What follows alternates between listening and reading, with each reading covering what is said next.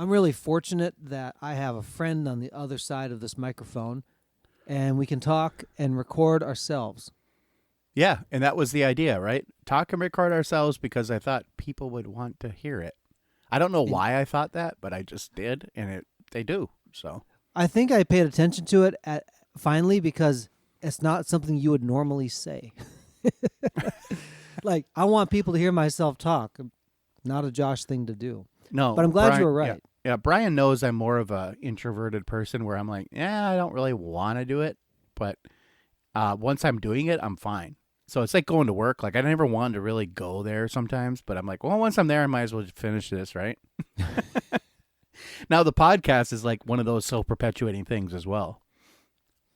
So we wanted to take this opportunity to talk about partnerships and how we talk each other into doing things we didn't think we'd be doing.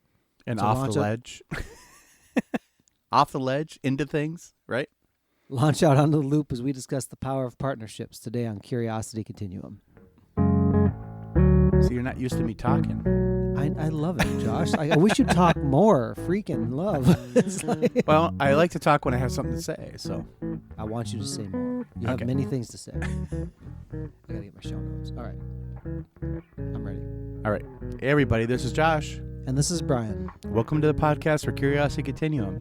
Curiosity Continuum is an industry innovating, non-traditional company passionate about growing wisdom in the next generation. We are the essential bridge between the analog and digital worlds by building collaborative communities that unleash the power of adaptive expertise and innovation needed to thrive in the 21st century. We combine and mix essential elements needed to empower people to succeed in new ways not possible outside of a creative, thoughtful, diverse community of fellow curious people. Follow us on your favorite podcast app to receive notifications of new content. If you like what you hear and you want to dive deeper, visit us at curiositycontinuum.com. Thanks for tuning in, and let's start the conversation. I've talked many times on previous podcasts that Josh has introduced me to many things in my life I didn't even know existed until he told me about it. I mean, yeah, that's true, but Brian's done the same for me, too. Like, things with music and other things that I'm just, like, oblivious to, like Instagram. That I'm happily oblivious to. And Brian's like, oh, you got to do this. And I'm like, well, fine. Like, I have an Instagram account, but I don't really use it, and I don't really understand how the app works. That's my main problem right now. Well, it makes you seem mysterious to everybody out there. Like, if you search me, you don't really see much because I'm not on Instagram at all. We've benefited from each other's friendship, and so the partnership component really of this, we had a conversation recently like we normally do, kind of not recorded, and it was about how those pairs kind of benefited from one another. And depending on the order you may listen to this podcast, you'll hear an interview of another pair of people from Rascal Magic, and they had a game called Bard Card. They still do, I said in the past tense, on the iOS store, hopefully coming to Droid soon. And they complemented each other's skill set, and they were able to accomplish something greater than either one of them could do by themselves. Right. I just think it's a cool thing and want to talk about it a little bit. Yeah. So how did you want to tackle this? Did you want to talk about how it complement each other, how they complement each other, how we do it? Because it's like, I think what happened is why Brian wants to talk about this, and I'll just say this, is like he saw a lot of us and them like reflected, like where there was one that was like Brian and one that was a lot like me. And then Yeah, my wife together even they were, noticed. yeah. And Sabrina even noticed where she's like, oh, there's a Josh here and there's a Brian here. It's like, yeah, that's kind of like how it works. I think those patterns repeat because you find that when you have those partnerships, you don't want somebody the same. You want somebody different. And Yeah. any kind of human relationship could be like that, supposedly. I think sometimes also, too, we have groups, like social groups, we may like the same thing. And that's always cool.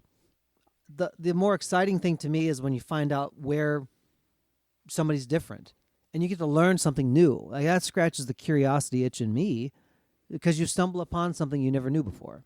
Yeah, I mean, that's the same thing with me, too. Like, I like people, like, I like to have a common bond with somebody, like, over something. Like, maybe it's sci-fi or And you'd be surprised when you say something like you talk about, like, for me, like, even get down deeper, like, I'm really into Star Trek. So like I know a lot of the little minutia stuff. And when you pull somebody and you say something, maybe like a reference, like, oh, that's a reference from this, and then you actually start talking, but then you find out how different you are. Like a friend of ours, Brian and I's, John Donovan, really is like, he's into Star Trek and he talks about it, but then he starts going off on cars that I have really no inkling in, and it's interesting. It makes me want to pay more attention to him, and I think that's how we learn better.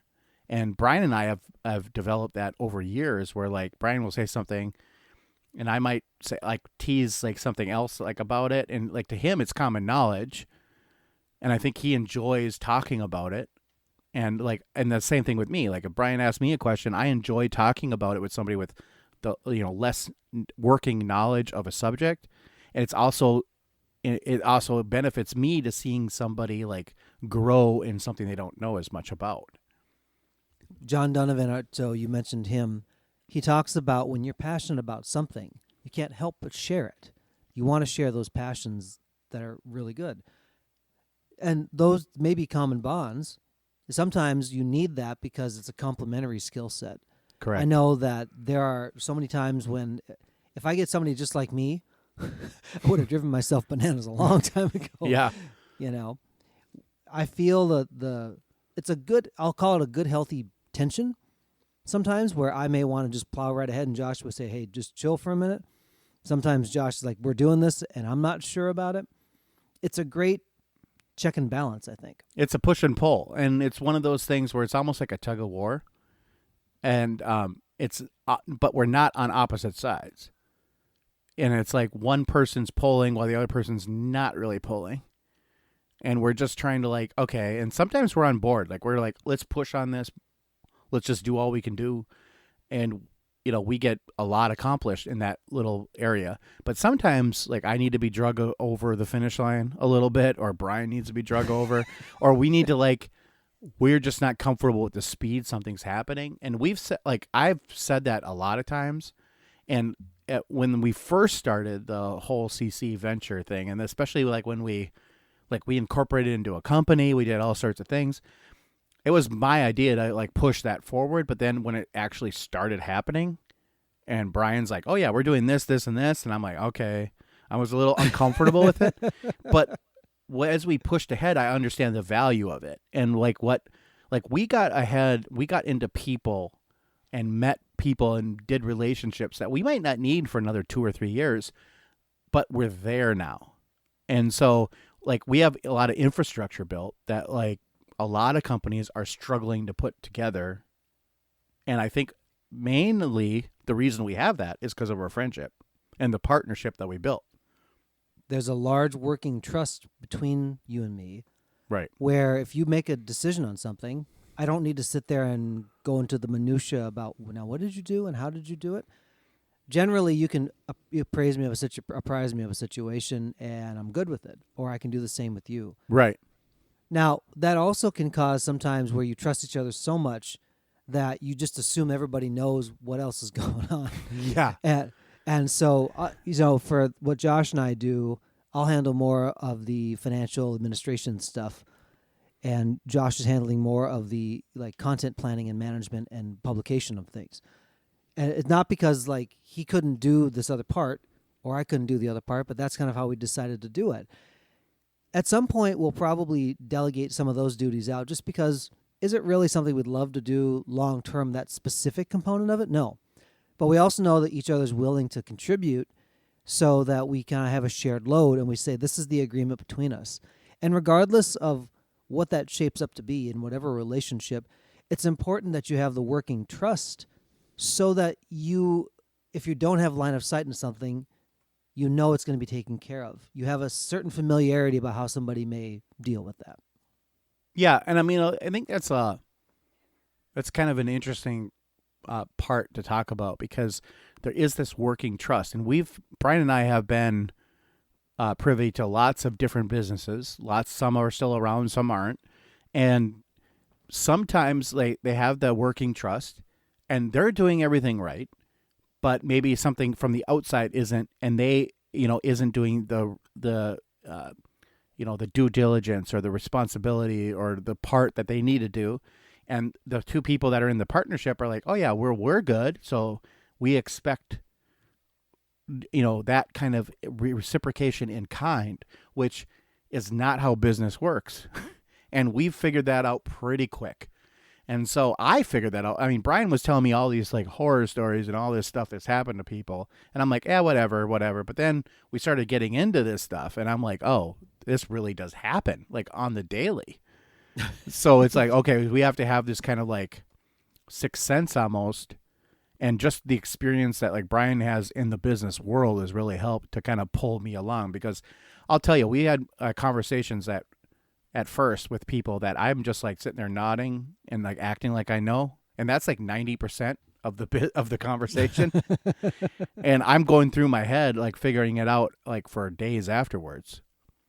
And I even told Brian at one point, I said, I don't know if I can do this, because this was so out of my wheelhouse. And especially in like front and center where people expected us to like just know stuff. Yeah. But it worked out. It worked out good because I catch up to speed fast, and I was like, okay, now I get it.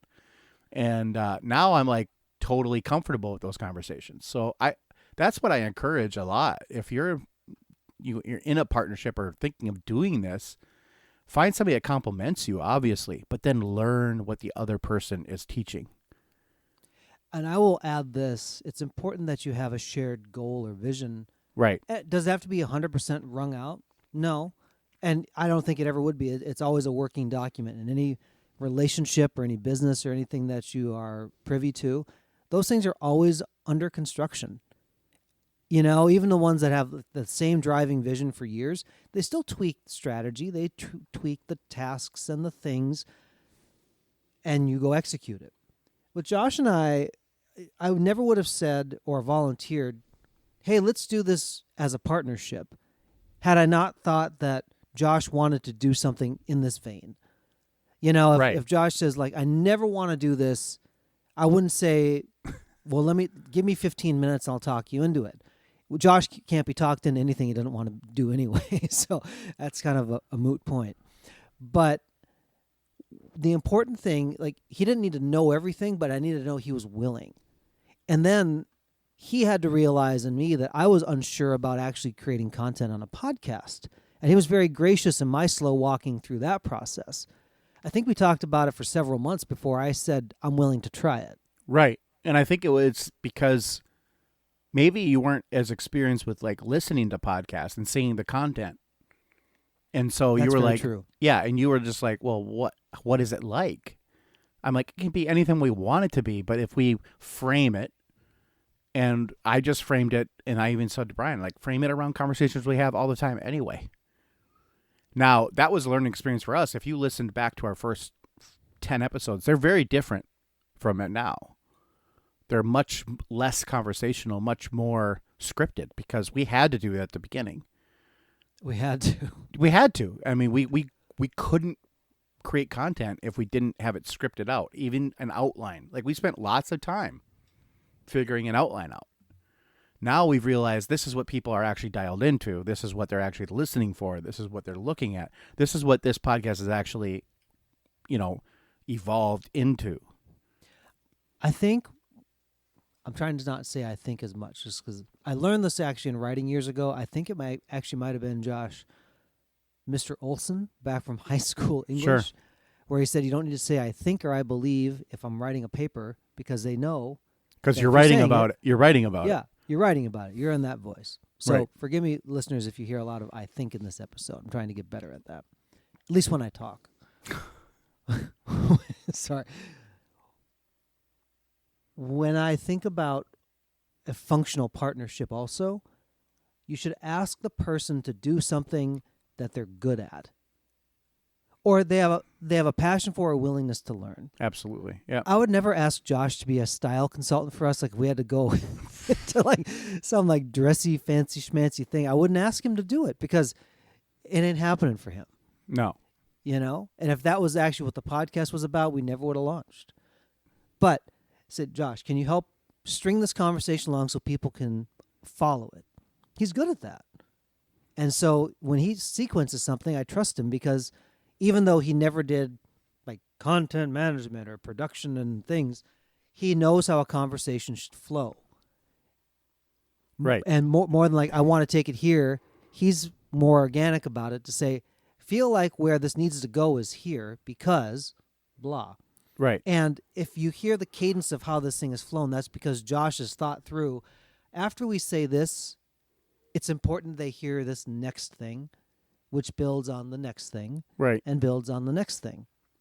And then every now and then we have those palate cleanser episodes. Like, honestly, like kind of like the Rascal Magic episodes or like the episodes we do, or sometimes solo episodes, which are building on a lot of skills that we've talked about.